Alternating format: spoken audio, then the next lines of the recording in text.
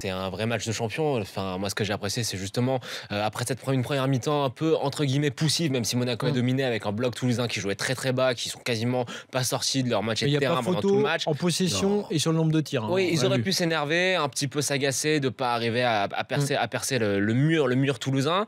On voit que Toulouse marque très vite en seconde mi-temps. Ça aurait été peu compréhensible de s'énerver, d'un petit peu paniquer. On sait que c'est une équipe qui est très jeune, mais non, c'est calme, ça reste serein. Ils ont continué à jouer, ils ont égalisé, ils ont doublé la mise, triplé la mise, vraiment. De ce point de vue-là, rien à dire. En revanche, il y a deux choses qui m'ont un peu chagriné, notamment en vue de la double confrontation contre la Juventus. C'est de voir que, effectivement, oui, le côté gauche monégasque est ultra performant, Mendy Lemar, mais en regardant sur certaines phases de jeu, il y a quand même beaucoup d'espace dans le dos de Benjamin Mendy.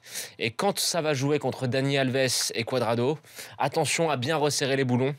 Et la deuxième chose qui m'a un peu chagriné, c'est peut-être un peu anecdotique, mais la petite erreur de concentration de Jemerson sur le but toulousain, faudra pas la faire face à Higuaín et Dybala.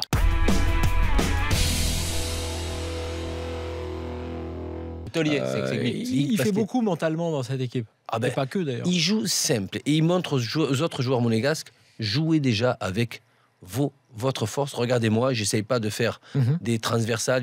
Dès que ça chauffe, boum, il balance. Il est encore meilleur quand ça chauffe. Ah non, dès que ça chauffe, il balance. Et dès qu'il peut jouer simple, il joue simple. Dès qu'il faut mettre un tampon, tampon en défense, parce qu'il commence à se faire bouger les monégasques, c'est lui qui va mettre le tampon. Et dès que ça commence un petit peu à se poser question, je monte sur un corner ou un coup franc et je mets le but quand il faut, au moment où il faut, et ça relance la machine. C'est pour ça que pour moi, le patron de la défense, et on va dire l'aboyeur de cette équipe, c'est quand même... Je parle sous le contrôle de Simonet, mais il est dans la continuité des saisons de Torino. Et j'espère que ça donnera l'idée notamment aux clubs qui vont un peu moins pour recruter comme Lyon et Marseille d'aller voir en Serie A, parce qu'il y a vraiment des défenseurs comme ça. Je dis pas, c'est pas pour minimiser, mais des défenseurs comme ça, il y a les mêmes et il y a même meilleurs.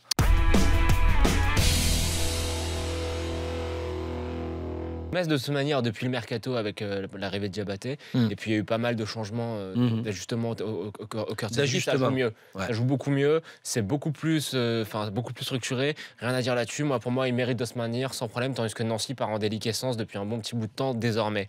Donc quand je parlais de niveau technique vraiment faible, c'était surtout sur les autres matchs. Bastia-Rennes, c'était vraiment très compliqué. Que Bastia gagne, ça m'étonne même pas tellement. Rennes, on dirait un zombie. On dirait un zombie.